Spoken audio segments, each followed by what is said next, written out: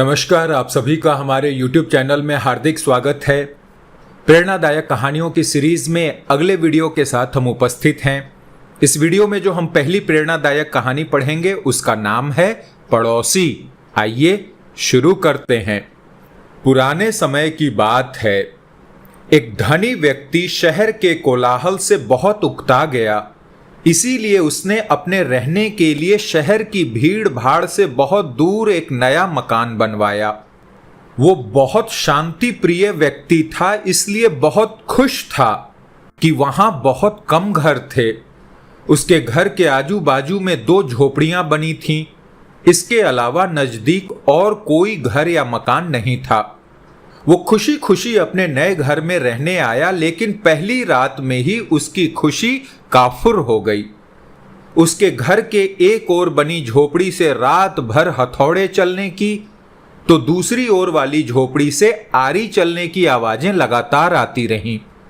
सुबह होते ही उसने नौकर को भेजकर पता करवाया, तो पता चला कि उसके घर के एक ओर की झोपड़ी एक लोहार की है, तो दूसरी ओर की झोपड़ी में एक लकड़ी का सामान बनाने वाला रहता है। नौकर के जरिए उसे यह भी पता चला कि वे दोनों रात में ही काम करने के आदी हैं और दिन में आराम करते हैं। नौकर की बात सुनकर धनी व्यक्ति बेचैन हो गया। जिस शांति की तलाश में उसने शहर से इतनी दूर घर बनाया था, वो उसे यहां भी नसीब नहीं होने जा रही थी। किसी तरह उसने हथौड़े की ठक ठक और आरी की घर घर सुनते हुए 1 हफ्ता गुजारा, किंतु उसकी बेचैनी बढ़ती गई। नया मकान बनाने में उसने जो लाखों रुपए खर्च किए थे, वो इन 2 अजीब पड़ोसियों की वजह से व्यर्थ होते हुए नजर आने लगे। आखिर एक दिन तंग आकर उसने दोनों पड़ोसियों को बुलाया और उनसे रात की बजाय दिन में काम करने की प्रार्थना की, क्योंकि दिन में वो भी अक्सर घर से बाहर ही रहता था, इसीलिए उसे विशेष असुविधा नहीं महसूस होती थी। किंतु पड़ोसियों ने रात का काम छोड़ने से साफ मना कर दिया। उन्होंने स्पष्ट शब्दों में कहा कि बरसों से उनका यही क्रम चलता आ रहा है कि दिन में वे आराम करते हैं और अपने ग्राहकों से मिलते हैं, किंतु काम सिर्फ रात में ही करते हैं। वे इसे नहीं बदल सकते। पड़ोसियों की बात सुनकर धनी को बहुत निराशा हुई। किसी तरह उसने 1 हफ्ता और गुजारा, किंतु उसे चैन न मिलता था। अंततः उसने धन की शक्ति का सहारा लेने का निश्चय किया। उसने अपने पड़ोसियों को बुलाया और उनसे कहा कि यदि वो उन्हें उनकी झोपड़ियों की कीमत दे दे, तो क्या वे अपनी झोपड़ियां उसे बेच देंगे। इस प्रस्ताव को भी दोनों पड़ोसियों ने यह कहते हुए नकार दिया कि ये उनकी पुश्तैनी झोपड़ियां हैं। उनके बाप दादे इन्हीं झोपड़ियों में रहते आए थे, इसीलिए इन्हें वे किसी भी कीमत पर नहीं बेच सकते। बेचारा धनी एक बार फिर निराश हो गया। 1 हफ्ते बाद धनी ने एक नई युक्ति सोची और दोनों पड़ोसियों को बुलाया। उसने उनसे कहा कि यदि वो उन्हें 1-1 हजार रुपए प्रति माह दे दे, तो क्या वे अपना रात का काम किसी दूसरे स्थान पर जाकर करने को तैयार हैं। इस प्रस्ताव पर दोनों पड़ोसियों ने एक दूसरे की ओर देखा और कुछ सोचते हुए यह प्रस्ताव मान लिया। धनी बहुत प्रसन्न हुआ। उसने तुरंत दोनों को 1-1 हजार रुपए पेशगी के दिए। दोनों पड़ोसी रुपए लेकर चले गए। उस रात धनी बहुत खुश था कि चलो अब कम से कम रात को वो चैन से सोया करेगा, किंतु उसकी खुशी ज्यादा देर तक टिक न सकी। जैसे ही रात गहराई, वो ठक ठक और घर घर की आवाज पुनः आने लगी। लुहार वाली झोपड़ी से आरी चलने की आवाज और बढ़ई की झोपड़ी से हथौड़े की ठक ठक की आवाज आने लगी। सुबह धनी के नौकर ने बताया कि लकड़ी का काम करने वाला बढ़ई अपना कारोबार लुहार की झोपड़ी में और लुहार ने अपना कारोबार बढ़ई की झोपड़ी में स्थानांतरित कर दिया है। धन्यवाद। देखिए, धन आने से अकल भी नहीं आती है। उसने अपना धन का प्रयोग किया कि धन से समस्या को जीतूंगा। सामने वाला समझदार था, उसने उसका धन भी ले लिया और अपना काम भी बना लिया। दोनों वहीं के वहीं रह गए, अल्दी बल्दी कर दिए और धनी अपने धन के ही नशे में रह गए। आइए एक कहानी और पढ़ लेते हैं। इस कहानी का नाम है लड़की की चतुराई। किसी गांव में एक किसान रहता था। एक बार उसे पैसों की बहुत सख्त आवश्यकता पड़ी तो वो गांव के महाजन के पास गया। महाजन भला आदमी था। उसने दया करके किसान को 1,000 रुपए दे दिए।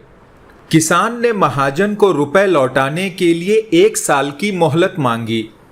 महाजन ने किसान की बात मान ली, किंतु 1 साल बीत जाने के बाद भी किसान महाजन के पैसे नहीं लौटा सका। उसकी फसल अच्छी नहीं हुई थी। आखिरकार महाजन को मजबूरन उसके घर जाना पड़ा, लेकिन वहां वो किसान उसे नहीं मिला, किंतु किसान की छोटी लड़की वहां बैठी थी। महाजन ने उसी से पूछा, बिटिया तुम्हारे पिताजी कहाँ हैं? लड़की बोली, पिताजी देवताओं का पानी रोकने गए हैं। महाजन को कुछ समझ में नहीं आया। उसने फिर पूछा, तुम्हारा भाई कहाँ है? लड़की बोली, भैया बिना झगड़ा के झगड़ा करने गए हैं। महाजन की समझ में एक भी बात नहीं आ रही थी, इसीलिए आगे पूछा, तुम्हारी माँ कहाँ है बेटी? लड़की बोली, माँ तो 1 के 2 करने गई है। महाजन लड़की के उलूल जुलूल जवाबों से खींच गया। उसने थोड़ा गुस्से में आकर पूछा, और तो तुम यहां बैठी क्या कर रही हो? मैं घर बैठी संसार देख रही हूं। महाजन समझ गया कि लड़की उसकी किसी भी बात का सीधा जवाब नहीं देगी, इसीलिए उसे अब इससे इन बातों का मतलब जानने के लिए प्यार से बतियाना पड़ेगा। महाजन ने चेहरे पर प्यार से मुस्कान लाकर पूछा, बिटिया तुमने जो अभी अभी मेरे सवालों के जवाब दिए उनका मतलब क्या है? मैं तुम्हारी एक भी बात का मतलब नहीं समझ सका। तुम मुझे सीधे सीधे उनका मतलब समझाओ। लड़की ने भी मुस्कुरा कर पूछा, अगर मैं अपनी बातों का मतलब समझा दूं तो आप मुझे क्या दोगे? महाजन के मन में सारी बातों को जानने की तीव्र उत्कंठा जाग उठी थी। वो बोला, अरे जो मांगोगी वही दूंगा। तब लड़की बोली, आप मेरे पिताजी का सारा कर्ज माफ कर देंगे तो मैं आपको सारी बातों का अर्थ बता दूंगी।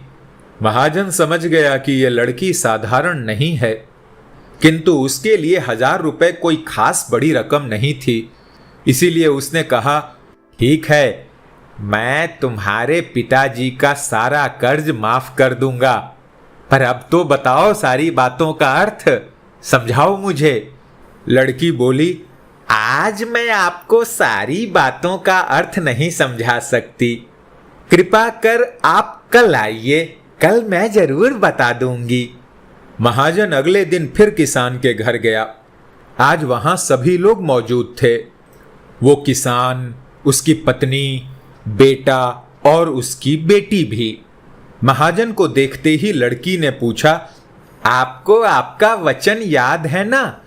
महाजन बोला, हाँ, मुझे याद है। अगर तुम सारी बातों का अर्थ बता दोगी तो मैं तुम्हारे पिताजी का सारा कर्ज माफ कर दूंगा। लड़की बोली, सबसे पहले मैंने ये कहा था कि पिताजी आसमान का पानी रोकने गए हैं। इसका मतलब ये था कि वर्षा ऋतु आने वाली है और हमारे घर की छत से पानी टपकता है। पिताजी पानी रोकने के लिए छत को बना रहे थे। अब वर्षा का पानी आसमान से ही गिरता है और हम लोग तो यही मानते हैं कि पानी आसमान में ही बसते हैं। बस पहली बात का अर्थ यही है। दूसरी बात मैंने कही थी कि भैया बिना झगड़ा के झगड़ा करने गए हैं। इसका मतलब था कि वे रेंगनी के कांटे को काटने गए थे। अगर कोई भी रेंगनी के कांटे को काटेगा तो उसके शरीर में जहां तहां कांटा ही गड़ जाएगा। यानी झगड़ा नहीं करने पर भी झगड़ा होगा और शरीर पर खरोंचें आएंगी। महाजन उसकी बातों से सहमत हो गया। वो मन ही मन उसकी चतुराई की प्रशंसा करने लगा। उसने उत्सुकता के साथ पूछा, और तीसरी चौथी बात का मतलब क्या था बेटी? लड़की बोली, तीसरी बात मैंने कही थी कि मां 1 के 2 करने गई है। इसका मतलब था कि मां अरहर दाल को पीसने अर्थात उसे 1 का 2 करने गई है। अगर साबुत दाल को पीसा जाए तो 1 दाना का 2 भाग हो जाता है। यही था 1 का 2 करना।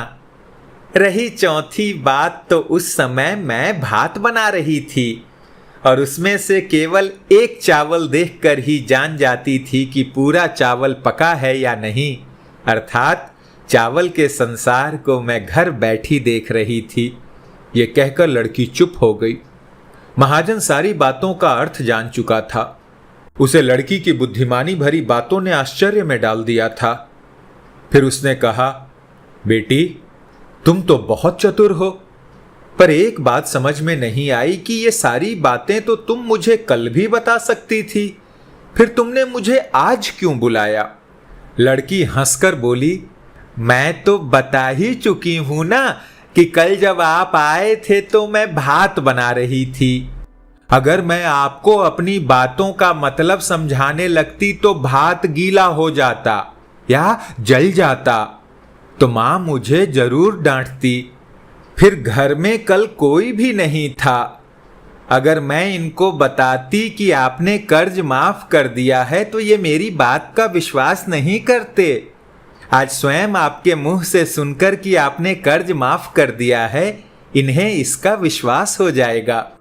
महाजन लड़की की बात सुनकर बहुत ही प्रसन्न हुआ।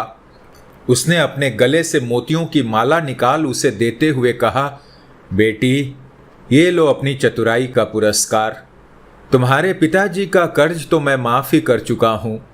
अब तुम्हें या तुम्हारे घर वालों को कुछ नहीं चुकाना पड़ेगा। अब तुम लोग निश्चिंत होकर रहो।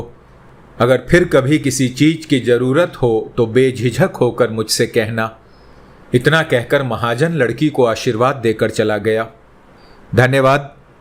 अब इन कहानियों को पढ़कर 2 तरह की बातें आती हैं। जो लोग इन विषयों को पसंद करते हैं, जिन्हें पता है दंत कथाएं, लोक कथाएं ऐसी ही होती थी। हमने कई बार बोला है कि उस समय नैतिकता का संदेश देने के लिए, उस समय इतने मीडिया नहीं थे, सोशल मीडिया नहीं थे, तो लोग इसी तरह की कहानियों से अपने बच्चों को, समाज को जागृत करते थे। तो मैं यही कहूँगा कि जो लोग इन कहानियों को जानते हैं, इनका सार समझते हैं कि इनकी उत्पत्ति क्यों हुई थी, वो तो आनंदित होंगे। लेकिन एक जनरेशन आजकल ऐसी भी आई है जो हर चीज़ में लॉजिक ढूंढती है, पॉइंट ढूंढती है, तर्क ढूंढती है कि क्या है ये, ऐसे कैसे कहानी है, किस कोई अपना कर्ज माफ कर देगा। हर चीज़ में पॉइंट ढूंढने की आवश्यकता नहीं है। कई बार दिल को, दिमाग को, आत्मा को आराम देने की भी आवश्यकता है। कभी हल्का फुल्का लाइट कुछ देखिए, उस समय को भी जीने का प्रयास कीजिए जो हमारे पूर्वज, हमारे बाप दादा, उनके बाप दादा और प्राचीन समय में लोग कैसे खुद को आनंदित करते थे, मनोरंजन का साधन क्या था। तो जीवन सिर्फ आधुनिक दौर में ही लगे रहने का नहीं है। कुछ ही लोग बचे हैं जो इन विषयों को लेकर आनंदित होते हैं, उन्हें मज़ा आता है। बाकी तो सभी बहुत प्रोग्रेसिव हो गए हैं, बहुत ज़्यादा एडवांस हो गए हैं। वो अच्छी अच्छी लॉजिक वाली चीज़ें देखते सुनते हैं। लेकिन खैर, वक्त मिले तो ऐसी कहानियों को भी सुनिए, आनंदित होइए। चलिए, मुलाकात होगी अगले वीडियो में। जय हिंद।